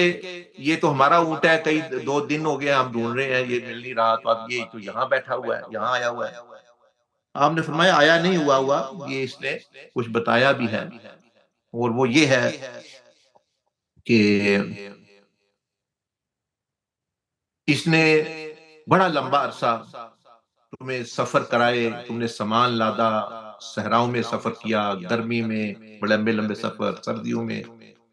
اور یہ کہہ رہا ہے کہ اب تم مشورہ کر رہے تھے کہ اس کو ذبح کرنے کے لیے. وہ کہنے لگے ہاں یا رسول اللہ صلی اللہ علیہ وسلم، یہ بات حقیقت ہے، 100% ہے کہ ایسی ہی بات ہے. تو آپ علیہ السلام نے فرمایا تو آپ خود کہہ رہے ہو کہ اس نے بڑی اچھی خدمت کی ہے، تو جو بندہ جو شے خدمت کرے کوئی آپ کی اچھے انداز سے، تو کیا اس کی یہی جزا ہے جو تم مشورہ کر رہے ہو؟ خود مان رہے ہو اس نے بڑی خدمت کی ہے، وہ کسی خادم نے خدمت کی ہے اچھی، تو کیا اس کا یہی بدلہ ہے جو تم دے رہے ہو اس کی؟ ان کو محسوس ہو گیا، پتہ چل گیا کہ آپ علیہ السلام خوش نہیں ہے یا ہم سے غلطی ہو گئی ہے. تو انہوں نے عرض کی کہ یا رسول اللہ صلی اللہ علیہ وسلم ہمیں معاف فرمائے، ہم نہ ہی اس کو بیچیں گے اور نہ ہی اس کو ذبح کریں گے. آپ امت کے معاملے میں، چاہے وہ امت انسان ہو، چاہے وہ امت میں جاندار ہو، آپ کی تو ساری امت ہے مختلف، دوسروں کے لیے یعنی ظلم کے خلاف آپ کھڑے ہوتے ہیں. آپ نے ان کو فرمایا دیکھو منافقین کے دل سے اللہ نے رحم اٹھا لیا ہے، اس لیے میں یہ تمہیں واپس نہیں دوں گا، جو اس کی قیمت ہے اس سے بھی زیادہ لو، یہ لے لو اور چھوڑ دو اس کو میرے پاس. آپ نے اس کی قیمت سے بھی زیادہ 100 درہم یا جتنے بھی تھی وہ دی اور فرمایا واپس تمہیں نہیں دینا میں. اور اس اونٹ کو فرمایا کہ اے اونٹ، تم اللہ کی رضا کے لیے آزاد ہو، جاؤ جہاں مرضی تمہاری جاؤ، چرو، جو مرضی کرو، تم پر کوئی بوجھ نہیں ہے، جتنے دن ہے تمہارے گزارو. اور موت آ گئی، موت آ گئی. اب وہ اونٹ نے جب یہ سنا تو صحابہ کرام یہ منظر دیکھ رہے ہیں کہ اس نے اپنا چہرہ، اپنا منہ جو ہے نبی علیہ السلام کے کان کے پاس کر کے ہڑبڑایا، جس طرح اونٹ کا ایک واز نکالتا ہے. صحابہ تو یہ سن رہے تھے کہ اونٹ کوئی ہڑبڑا رہا ہے یا کوئی باز نکال رہا ہے جس طرح عام اونٹ نکالتے ہیں، لیکن ان کو تو آپ علیہ السلام نے اس کے جواب میں فرمایا آمین. اب صحابہ اکرام رضوان اللہ علیہ مجمعین کہ اور حیرانگی بڑھ گئی کہ یہ تو کیا ہو رہا ہے، یہ تو بازیں نکال رہے ہیں، آپ علیہ السلام آمین کہہ رہے ہیں، ہمیں تو کوئی بندہ ہی نہیں نظر آ رہا دعا کرنے والا. اس نے پھر چہرہ اپنا منہ قریب کیا، پھر کچھ ایسے ہڑبڑایا، آپ علیہ السلام نے پھر فرمایا آمین. تیسری دفعہ اس نے پھر ایسے کیا، آپ نے فرمایا آمین. چوتھی مرتبہ جب اس نے ایسے کیا تو آپ علیہ السلام کی آنکھوں سے، مبارک آنکھوں سے آنسو جاری ہوئے. تو پاس بیٹھنے والوں کے لیے بڑا حیران کن منظر تھا کہ یہ کیا ہو رہا ہے. تو پھر پوچھا صحابہ کرام نے کہ یہ آپ نے یہ جو اونٹ کیا کہہ رہا ہے، آپ ہمیں تو کچھ سمجھ نہیں آئی. تو آپ علیہ السلام نے فرمایا کہ اونٹ نے جب میں نے اس کو کہا کہ تم آزاد ہو، اس کے ساتھ نیکی کی، تو اس نے 4 دعائیں دی ہیں مجھے. اب دیکھ لیں، جانور بھی دعا دیتے ہیں، مکھیاں بھی دعائیں دیتی ہیں، بد دعائیں بھی دے سکتی ہیں. وہ بلی نے ایک نے دی ایک عورت کو جہنم میں پہنچا دیا، چاہے وہ تھوڑا بہت نیک کام بھی کرتی تھی. اور وہ عورت جو برے کام کرتی تھی، کتے کی دعا سے جو ہے وہ جنتوں میں پہنچ گئی. تو جب جانور بھی دعا دیتے ہیں تو انسان کا دل تو انسان کا دل ہوتا ہے. تو آپ علیہ السلام فرمایا اس نے 4 دعائیں دی. اب صحابہ نے فرمایا کیا دعائیں دی ہیں؟ اس نے فرمایا کہ اس نے پہلی دعا یہ دی ہے کہ میں دعا کرتا ہوں اللہ سے کہ جو آپ نے لوگوں تک قرآن پہنچایا اور ان کو ایک مقصد زندگی یعنی اسلام اور اس کے طریقہ ہے زندگی دیا، آپ کو اس کے شان کے لائق آپ کو اللہ پاک جزا دے. دیکھیں اس اونٹ کو بھی اس کی جو ہے قدر ہے، اور اس کا علم ہے کہ یہ کتنی بڑی چیز ہے، یعنی قرآن اور اسلام نے کیا دیا، یہ مقصد زندگی اور یعنی امت کے لوگوں کے فائدے کے لیے اللہ پاک بہترین ذات آپ نے یہ کام کیا۔ تو فرمایا میں نے آمین کہا کہ آمین یا رب العالمین۔ تو دوسری دعا اس نے دی کہ اللہ تعالیٰ قیامت کے روز آپ کی امت سے اس طرح خوف کو دور کرے جس طرح آپ نے مجھ سے یہ ذبح ہونے کا خوف دور کر دیا، کیونکہ مجھے خوف تھا مجھے ذبح کر دیں گے، یہ ڈر تھا لگا ہوا، تو آپ نے کیا تو اللہ جو ہے آپ کی امت کا جو ہے خوف قیامت کے دن ان خوف دور کرے۔ آپ دیکھ لیں کہ اونٹ کو بھی پتہ ہے کہ نبی علیہ السلام امت نبی علیہ السلام کی کمزوری ہے،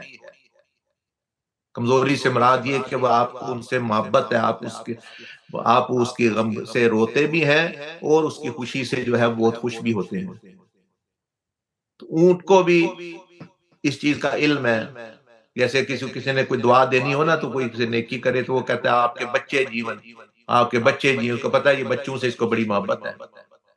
تو اونٹ کو بھی پتا ہے نبی علیہ السلام کو امت سے کتنی محبت ہے، وہ بھی دعا وہ امت والی دعا دے رہا ہے۔ پہلے بھی قرآن اسلام کی دعا امت، دوسری بھی اس نے کہا کہ آپ جس طرح آپ نے میرا خوف دور کیا ہے، اللہ آپ کا بھی خوف، آپ کی امت کا خوف دور کر دے قیامت والے دن، کہ بہت بڑے دہشت کا دن ہوگا، خوفناک دن ہوگا، فرشتے بھی کپ کپا رہے ہوں گے، لوگ بھی یعنی جلال ہوگا اللہ پاک کا، ایک منظر ہی قیامت کا اور ہے۔ تو میں نے فرمایا کہ میں نے کہا آمین۔ پھر تیسری دعا اس نے کی کہ جس طرح آپ نے مجھے خون سے بچایا، اللہ پاک آپ کی امت کو بھی خون سے محفوظ رکھے، یعنی کہ کوئی دشمن ان سب کو ختم کر دے مار کے۔ تو فرمایا میں نے آمین کہا۔ دیکھیں اس نے تیسری دعا بھی امت کے لیے کی، کیونکہ اس کو پتا ہے نبی علیہ السلام کو یہ چیز خوش کرے گی۔ چوتھی دعا جو کہتے ہیں فرمایا کہ اس نے یہ کیا کہ یا اللہ یہ آپس میں بھی نہ لڑے جھگڑے، اختلاف کریں، لڑے جھگڑے نہ۔ تو نبی علیہ السلام نے فرمایا میری آنکھوں سے آنسو کہ یہ دعا میں نے بھی کی تھی۔ تو اللہ پاک نے فرمایا یہ تو میں نے آزادی دی ہوئی ہے ان کو، یہ تو مقدر ان کا یعنی آزادی ہے، یہ اپنے آزادی کا غلط استعمال کریں گے،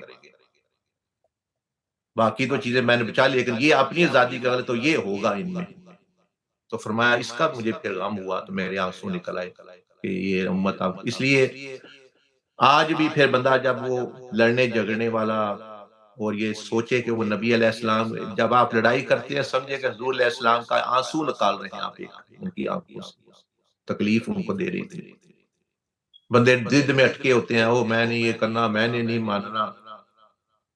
میں نے یہ نہیں کرنا، میں نے نہیں ماننا۔ تو اگر بندے کو پتہ چل جائے کہ میرے اس کہنے سے آپ علیہ السلام کا آنسو نہیں نکلے گا آپ کے دل، تو وہ تو ساری دنیا بھی دینے کے لیے تیار ہو جائے گا، اپنی انا کیا، اپنا نفس کیا، اپنی جان بھی ختم کرنے کے لیے تیار ہو جائے گا۔ تو اس لیے جو ہے اونٹ نے جب پھر آپ نے اس کو وہ چلا گیا تو آپ نے پھر یہ اشارہ فرمایا۔ تو یہ بات عرض کر رہا ہوں کہ ہم اللہ پاک ہمارے بزرگوں کو اور وہ ساری ہستیوں کو یہ جزائے خیر دے، اہل سنت والجماعت کو، کہ جنہوں نے یہ ایک ایسا مسلک ہے، ایک ایسا یعنی طریقہ ہے جو سنت پہ چلنے والے صحابہ کہ کسی کی بھی یہ بے ادبی نہیں کرتے، باقیوں کو بھی اللہ ہدایت دے لیکن وہ کسی نہ کسی کی، کوئی صحابہ کی کر رہا ہے، کوئی بھی اہل بیت کی، کوئی انبیاء کی، کوئی نبی علیہ السلام کی وہ عزت مرتبہ مقام نہیں دے رہا، کوئی اللہ کی بارگاہ میں نہیں کر، اللہ کا شرک کر رہا ہے، یہ بھی غلط ہے، اللہ کی بارگاہ کی بے ادبی ہے شرک کرنا، یا مطلب کسی کو اللہ کی صفات میں شریک ٹھہرانا، کسی اور کو سجدہ عبادت کرنا، یا کوئی ایسے عمل کرنا جو شرکیاں ہیں، اور دعائیں کسی سے مانگنا، یہ دیکھیں صاف شرک ہے، دعا مانگنا اللہ سے مانگنی چاہیے چیز، بزرگوں کا انبیاء کا وسیلہ ہے۔ تو نہ اللہ کی بارگاہ کی بے ادبی، نہ نبی علیہ السلام کی، یہ اس ماشاءاللہ بزرگوں نے جو لکھا ہے عقیدہ اہل سنت، اس میں یہ چیز ہے، تو ہم یعنی اس پر شکر گزار ہیں، اور یہ جو مقصد بھی ساتھ دے دیا ہمیں سیدنا عبدالعزیز دباغ نے، امام حسن شاذلی نے، اور یہ مشائخ نے اتنا، وہ جو چیزیں سالوں میں ہوتی تھی حاصل، 10 10 20 20 سال، اب وہ مہینوں میں ہو جاتی ہیں۔ ایک مقصد زندگی دے دیا، ہمیں تو پورے ہتھیار دے دیے، اسلحہ دے دیا، طریقہ دے دیا، اور پھر جو ہے فیوزات سارا کچھ۔ تو یہ طریقہ محمدیہ تو اور زیادہ ان کا بنتا ہے، کیونکہ یہ نبی علیہ السلام کا طریقہ ہے، جو تو آپ علیہ السلام کا طریقہ تو یہی ہے کہ بھئی خود اللہ کا صحیح بندہ بننا اور دوسروں کو بھی اللہ کا بندہ بنانے کی تبدو میں کرتے کرتے ہی اس دنیا سے چلے جانا۔ کیونکہ دیکھیں آج بھی آپ علیہ السلام کی خواہش تھی میرا یہ پیغام ہر بندے تک پہنچے، ہر گھر تک پہنچے، ہر ملک تک پہنچے، جیسے اونٹ بھی ابھی وہ بات کر رہے ہیں۔ لیکن ابھی بھی دنیا میں 8 ارب بندے ہیں، 2 سے 2.25 ارب جو ہیں، یعنی مسلمان 2.25 ارب ہیں، تو 6.25 ارب جو ہے ابھی بھی جن کو اسلام کا ہی نہیں پتا، اور ہم جو ہیں تھوڑے بہت آپس میں لڑ لڑ کے یہ فلاں ہو گیا، یہ فلاں ہو گیا، ایک ہی دوسرے کے خلاف فتوے اور یہ چیزیں نہیں، اور وہ 6 ارب جو ہے وہ کفر پر مر رہا ہے۔ اور ہم نے یہ کیا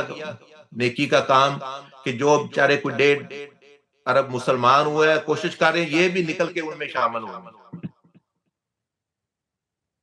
تو ان لوگوں کی تو باتیں یہ جو مطلب ہے کہ یعنی خام خواہ ایک دوسرے کو کفر پر اسلام سے نکالا اگر سنے تو جنت میں کون جائے گا؟ ہر ایک ان کی سن لے تو ہر ایک کی اس کو مسلمان ہی نہیں بچتا، تو جنت میں کیا فرشتوں نے جانا ہے؟ نبی علیہ السلام نے فرمایا بھی اکثریت جو ہے جنت کی وہ میری امت پر جو ہوگی مشتمل۔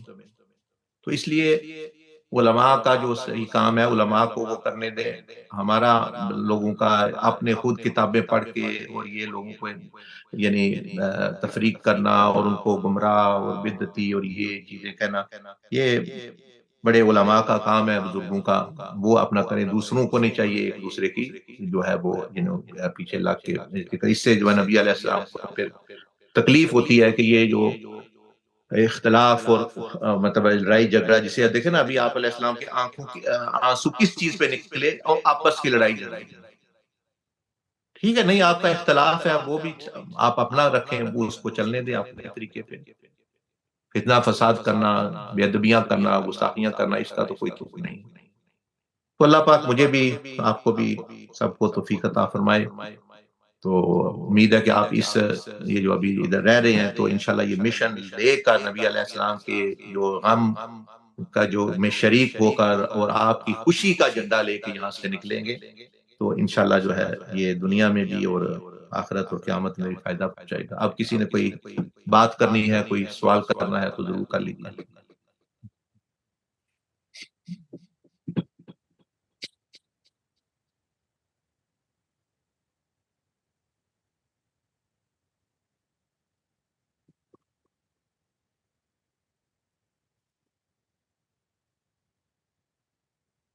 السلام علیکم حضرت صاحب۔ وعلیکم السلام ورحمۃ اللہ وبرکاتہ۔ حضرت صاحب میرا سوال ہے کہ قیامت والے دن اللہ تعالیٰ کا پہلا کلام اپنی مخلوق سے کیا ہوگا وہ بتا دیں، اور اپنے والدین کو اس طریق پر کیسے چلائیں، ان کو کیسے پیغام دیں، کیونکہ وہ بڑے ہیں، چھوٹوں کی بات کا اثر بڑوں پر نہیں ہوتا، تو کیا ان کے لیے کیا پیغام دیں، ان کو کیسے دیں؟ چلے بعض بات میں آتا ہے کہ اللہ پاک کا کلام یہ ہوگا کہ اللہ پاک فرمائے گا کہ آج تک میں خاموش رہا، تم بولتے رہے، میں سنتا رہا، تم بولتے رہے، آج تم خاموش ہو جاؤ، کوئی بولے گا نہیں، ایک لفظ بھی نہیں بول سکتا اللہ کی ذات ہے۔ آج تک تم عمل کرتے رہے، میں دیکھتا رہا، آج کوئی ایک قدم بھی نہیں آگے کر سکتا ادھر ادھر۔ یہ پہلا کلام جس طرح آتا ہے، یعنی بعض روایات میں یہ ہے، اور بھی ہوں۔ والدین کا دیکھیں معاملہ بڑا نازک ہوتا ہے، تو ان کے لیے 2 چیزیں، دعا، ان کے لیے دعا کرنا اور ان کی خدمت کرنا، اور خدمت کے کر یہی ان کے لیے نصیحت بھی ہے، ساتھ کوئی بات کا آپ کا جو اپنا عمل ہے نا، ان کو آپ جب چلتے پھرتے بھئی یہ بندہ اپنا کام بھی کر رہا ہے، دین کا بھی کر رہا ہے، بھینس کا بھی خیال کر رہا ہے، گھر کی صفائی بھی کر رہا ہے، بہن کا بھی خیال رکھتا ہے، یہی دعوت ہے ان کے سامنے ایک اپ کر لیں، مطلب ہے کوئی بیان چھوٹا کلپ ہے 2-2 3 یہ کبھی سنا دیا، یعنی دعا اور ان کی خدمت اور اپنی ذمہ داریاں پوری کریں، ان کو پتہ چلے، یہ ہی ان کا ذریعہ انشاءاللہ جو ہے بننا ہوا تو بن جائے گا، باقی اختیار ان کے پاس ہے۔ ان سے بحث مباحثہ یا حکم نہیں ان کو دیتے، خدمت اور ساتھ مطلب ہے کہ کہہ دیا جی ہم گئے تھے فلاں بزرگ نے یہ قصہ سنایا، چلیں آپ بھی سن لیں، وہ یہ کہہ رہے تھے، تو براہ راست ان کو یعنی ان سے بحث مباحثہ الجھنانا شروع کرے جو ہے۔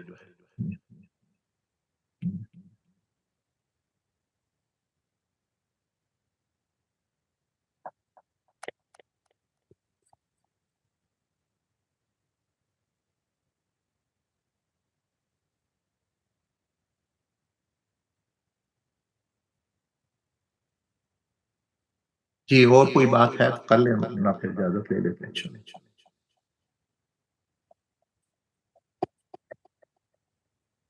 جی حضرت صاحب کسی نے اور نے سوال نہیں پوچھنا یہاں سے؟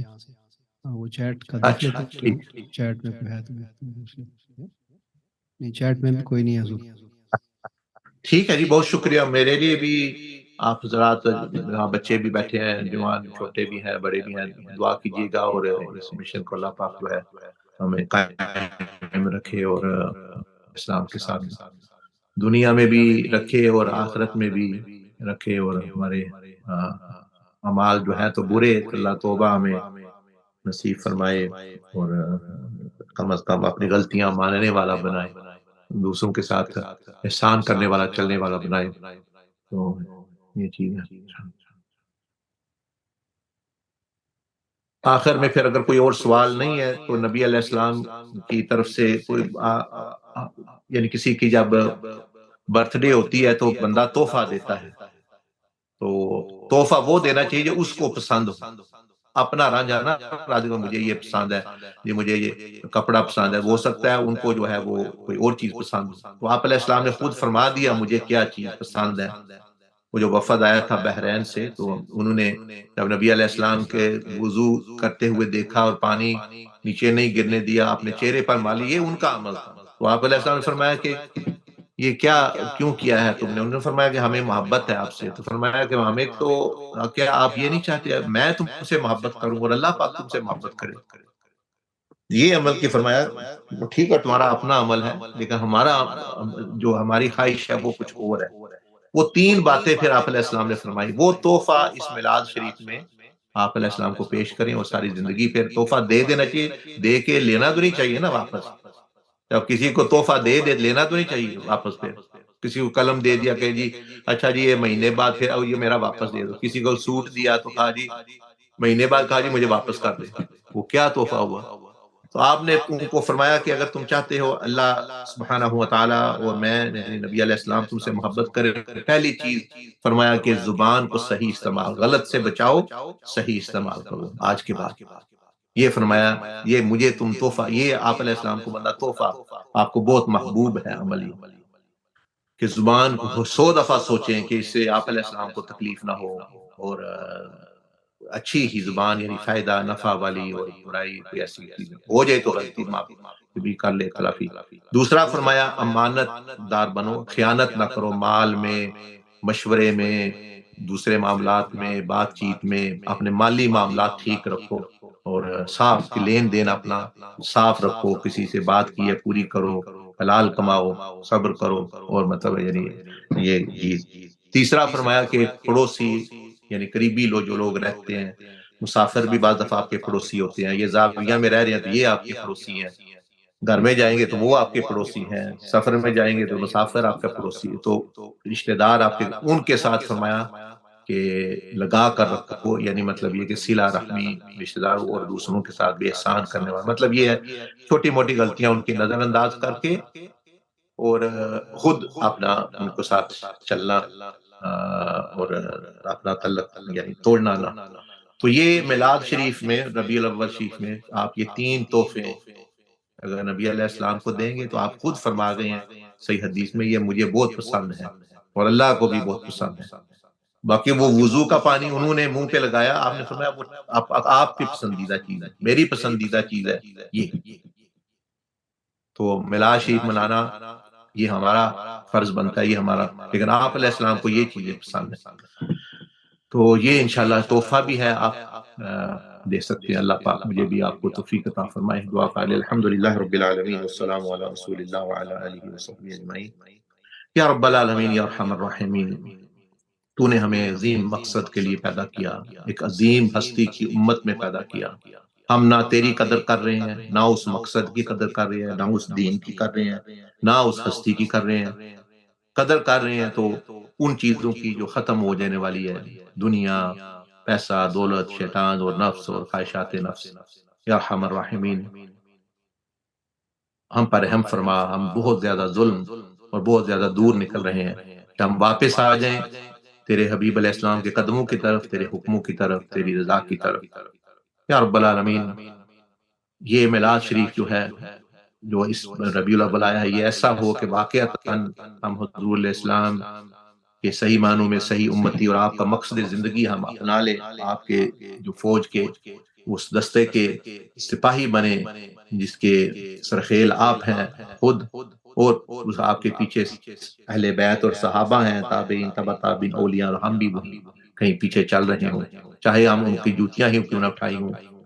وہ خدمت کریں، لیکن ہم اس قافلے میں ہمیں شامل فرما کہ ہم دین کی خدمت زوائیہ میں، لوگوں میں، دعویہ میں، درسوں میں اور امت کی کرتے رہیں، اور تیری رضا کے طالب رہیں. نفس و شیطان کے دھوکوں سے محفوظ فرما.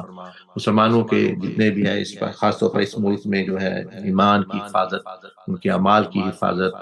ان کی جانوں کی عزتوں کی حفاظت، جان و مال و عزت میں برکتیں نصیب فرما. ملک کو اچھے حکمران نصیب فرما. مظلوموں کی مدد فرما. لوگ جو ظلم کی چکی، غربت کی چکی اور مہنگائی، کھانا پینا، بجلی، جتنی چیزیں مظلوم لوگ ہیں، یا ارحم الراحمین کی مدد فرما. اور جو ہے اپنے فضل و کرم سے ظلم سے ان کو نجات نصیب فرما، ظالموں سے نجات نصیب فرما. ہم درد خیال کرنے والے